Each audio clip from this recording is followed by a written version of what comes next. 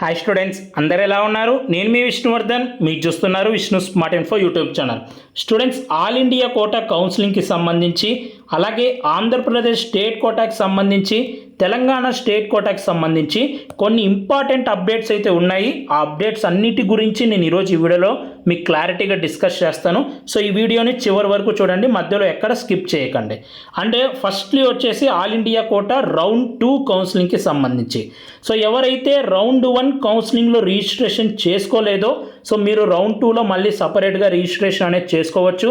మీరు already round 1లో registration చేసుకుని ఉంటే రౌండ్ 2లో రిజిస్ట్రేషన్ చేసుకోవాల్సిన అవసరం లేదు, కానీ మళ్ళీ సపరేట్గా చాయిస్ ఫిల్లింగ్ అనేది పెట్టుకోవాలి. సో రౌండ్ 2లో కొత్తగా రిజిస్ట్రేషన్ చేసుకోవాలనుకున్న వాళ్ళకి సో మనకి రిజిస్ట్రేషన్ ప్రాసెస్ అయితే స్టార్ట్ అయిపోయింది. అలాగే రౌండ్ 2లో మొత్తం ఎన్ని సీట్స్ వేకెన్సీ ఉన్నాయి అనే దానికి సంబంధించి వీళ్ళు వేకెన్సీ లిస్ట్ రిలీజ్ చేస్తారు. సో మనకి ఎవ్రీ ఇయర్ లాగే వర్చువల్ వేకెన్సీ అని ఒక లిస్ట్ రిలీజ్ చేస్తారు, క్లియర్ వేకెన్సీ అని ఒక లిస్ట్ రిలీజ్ చేస్తారు. అసలు ఈ వర్చువల్ వేకెన్సీ, క్లియర్ వేకెన్సీ అంటే ఏంటంటే, సో వర్చువల్ వేకెన్సీ యొక్క మీనింగ్ చెప్తాను వినండి. వర్చువల్ వేకెన్సీ అంటే already all India quota round 1లో సీటు వచ్చి కాలేజీలో జాయిన్ అయిపోయి ఉంటారు కదా. సో కాలేజీలో జాయిన్ అయినా కూడా నెక్స్ట్ రౌండ్ 2 కోసం అప్గ్రేడేషన్ పెట్టుకుని ఉంటారు కదా. సో అలాంటి క్యాండిడేట్స్ ఎంతమంది ఉన్నారు అనేది వర్చువల్ వేకెన్సీ. ఆల్రెడీ రౌండ్ 1లో సీట్ వచ్చి కాలేజీలో జాయిన్ అయిపోయి వాళ్ళు అప్గ్రేడేషన్ పెట్టుకుని ఉంటారు కదా, రౌండ్ 2లో ఇంకా మంచి కాలేజ్ వస్తే మేము జాయిన్ అవుతాము అని. సో ఆ సీట్సే ఈ వర్చువల్ వేకెన్సీ సీట్స్. అలా ఎంతమంది స్టూడెంట్స్ పెట్టుకున్నారు అంటే 6,947 స్టూడెంట్స్ అప్గ్రేడేషన్ కోసం పెట్టుకుంటారు. వాటిని వీళ్ళు వర్చువల్ వేకెన్సీ అంటారు. అండ్ నెక్స్ట్ క్లియర్ వేకెన్సీ అంటే ఆల్ ఇండియా కోటా రౌండ్ 1లో సీటు వచ్చినా కూడా జాయిన్ అవ్వకుండా ఉంటారు కదా. సో ఆ యాక్చువల్ క్లియర్ వేకెన్సీ సీట్స్ ఎన్ని అంటే మనకి 11,345 సీట్స్ ఉన్నాయి. సో ఈ 11,345 సీట్స్ అనేవి రౌండ్ 2కి యాక్చువల్ వేకెన్సీ. ఆ వర్చువల్ వేకెన్సీ కూడా ఉంటాయి, అవేంటంటే ఆల్రెడీ ఫిల్డ్ కానీ అప్గ్రేడేషన్ కోసం పెట్టుకున్న వాళ్ళవి. ఓకేనా. అండ్ నెక్స్ట్ న్యూ సీట్స్ కొన్ని యాడ్ అయ్యాయి. సో మీ అందరికీ తెలుసు, ఆంధ్రప్రదేశ్లో కొత్తగా పాడేరు కాలేజ్కి పర్మిషన్ వచ్చింది. సో 50 సీట్సే పర్మిషన్ వచ్చింది, అందులో 7 సీట్స్ ఆల్ ఇండియా కోటాకి వెళ్తాయి. సో ఆ న్యూ సీట్స్ అనేవి ఆల్ ఇండియా కోటా రౌండ్ 2లో యాడ్ అయ్యాయి.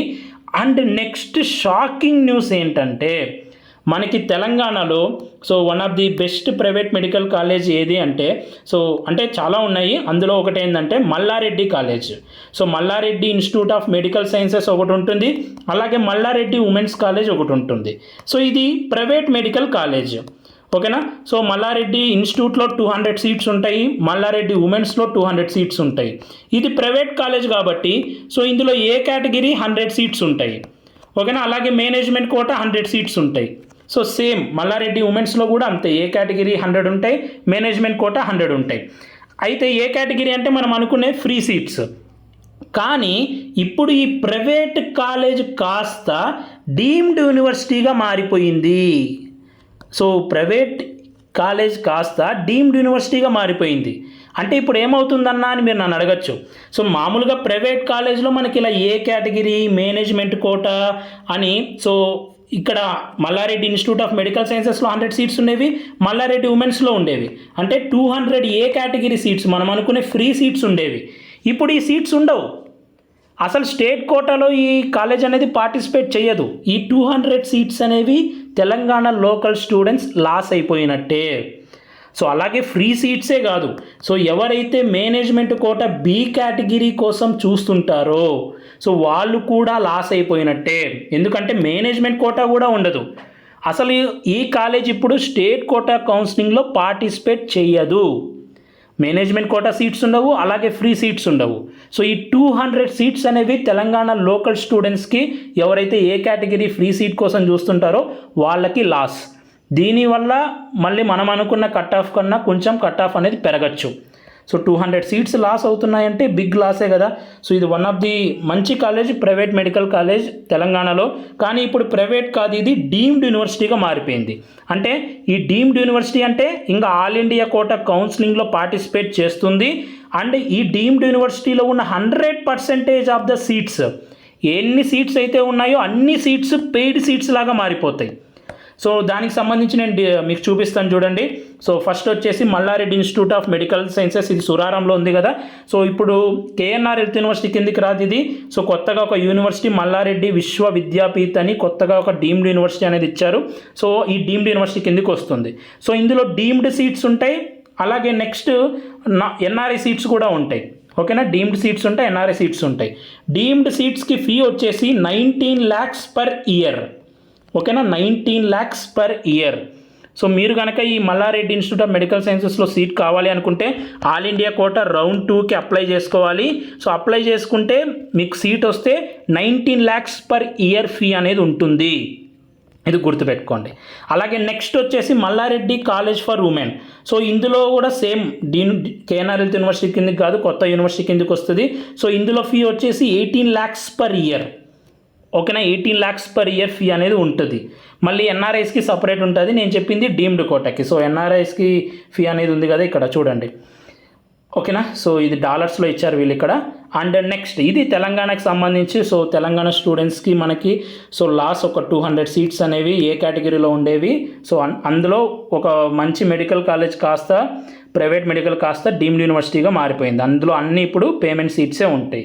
అండ్ నెక్స్ట్ ఏపీ అప్డేట్స్కి సంబంధించి వస్తే, సో ఏపీలో కొత్తగా ఇంకొకటి ఇచ్చారు. అదేంటంటే రీసెంట్గా మనకి హానరబుల్ హైకోర్ట్ ఆఫ్ ఆంధ్రప్రదేశ్ ప్రకారం సో ఎవరైతే చిల్డ్రన్ సో సిఆర్పిఎఫ్ కిందికి వస్తారో అలాగే బిఎస్ఎఫ్ కిందికి వస్తారో సో వీళ్ళని కూడా క్యాప్ కోటా కిందకి ఇవ్వమని సో మనకి కొత్తగా వీళ్ళు ఒక అప్లికేషన్ అయితే ఇచ్చారు.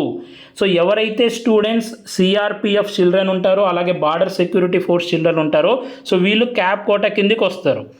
అయితే సో ఇప్పుడు మీరు ఆల్రెడీ ఆంధ్రప్రదేశ్కి గవర్నమెంట్ అలాగే ప్రైవేట్ ఏ కేటగిరీ సీట్స్కి మీరు ఆల్రెడీ అప్లై చేసుకున్నారనుకోండి.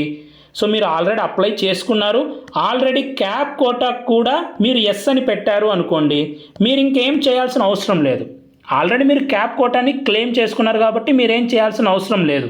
ఓకేనా, ఆల్రెడీ అప్లై చేసుకున్న వాళ్ళు క్యాప్ కోటా ఎస్ అని పెట్టిన వాళ్ళు సో మీరేం చేయాల్సిన అవసరం లేదు. మీరు నెక్స్ట్ వెబ్ ఆప్షన్స్ పెట్టుకోండి, రిజల్ట్ కోసం వెయిట్ చేయండి.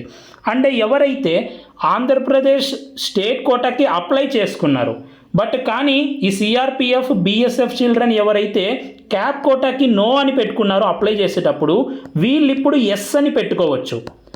ఓకేనా, సో కేవలం ఎవరైతే ఆల్రెడీ అప్లై చేసుకొని క్యాప్ కోటాకి నో అని పెట్టుకొని వీళ్ళు సిఆర్పిఎఫ్ అండ్ బిఎస్ఎఫ్ వాళ్ళ చిల్డ్రన్ అయితే మీరు ఇప్పుడు ఎస్ అని పెట్టుకోవచ్చు.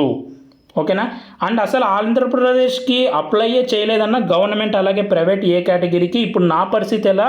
సో నేను సిఆర్పిఎఫ్ సార్ వాళ్ళ చిల్డ్రన్ అలాగే బిఎస్ఎఫ్ వాళ్ళ చిల్డ్రన్ అంటే సో మీరు మళ్ళీ అప్లై చేసుకోవచ్చు. ఆల్రెడీ ఎవరైతే సో ఈ సిఆర్పిఎఫ్ చిల్డ్రన్ అలాగే బిఎస్ఎఫ్ ఆర్మీ ఆఫీసర్స్ చిల్డ్రన్ ఉంటారో వాళ్ళు మళ్ళీ అప్లై చేసుకోకపోతే అప్లై చేసుకోవచ్చు.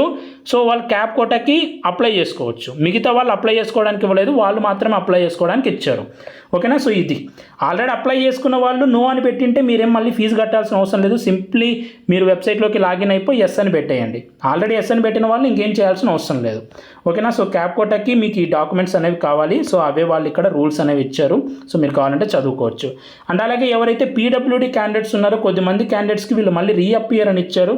సో 9th September రీఅపియర్ అని ఇచ్చారు. సో ఈ లిస్ట్ అనేది మీకు కనిపిస్తుంది కదా.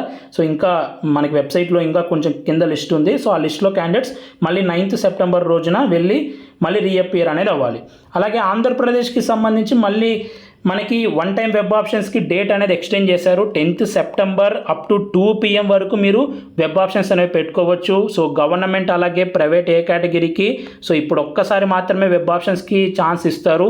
ఇప్పుడు మీరు పెట్టుకున్న వెబ్ ఆప్షన్స్ని బేస్ చేసుకునే రిమైనింగ్ రౌండ్స్ని కూడా కన్సిడర్ చేస్తారు ఇదే వెబ్ ఆప్షన్స్ని. కాబట్టి 10th September ఆఫ్టర్నూన్ 2 PM లోపు మీరు వెబ్ ఆప్షన్స్ పెట్టండి. సో ఒకవేళ మీరు చేంజ్ చేసుకోవాలనుకుంటే కూడా 10th September up to 2 PM లోపు సో మీరు చేంజ్ చేసుకోవచ్చు. ఇలా ఎవరైతే వెబ్ ఆప్షన్స్ పెడతారో వాళ్ళు మాత్రమే ఇంకా ఈ ఇయర్ ఆంధ్రప్రదేశ్ కౌన్సిలింగ్కి ఎలిజిబుల్. అలాగే ఎవరైనా గ్రీవెన్స్ సబ్మిట్ చేయాలనుకుంటే 9th September up to 2 PM వరకు కూడా టైం ఇచ్చారు. సో ఈ అప్డేట్ అనేది ఎప్పుడో వచ్చింది, కానీ సో ఈలోపు ఇంకొక అప్డేట్ ఏదైనా వస్తే రెండు కలిపి వీడియో చేద్దామని అనుకున్నాను, అందుకే ఇప్పుడు వీడియో చేస్తున్నాను. సో ఇది టోటల్గా సో తెలంగాణ స్టూడెంట్స్కి కొంచెం లాస్. అండ్ మనకు కాలేజ్లో కొత్త గవర్నమెంట్లో కూడా 50 సీట్స్ వచ్చింది.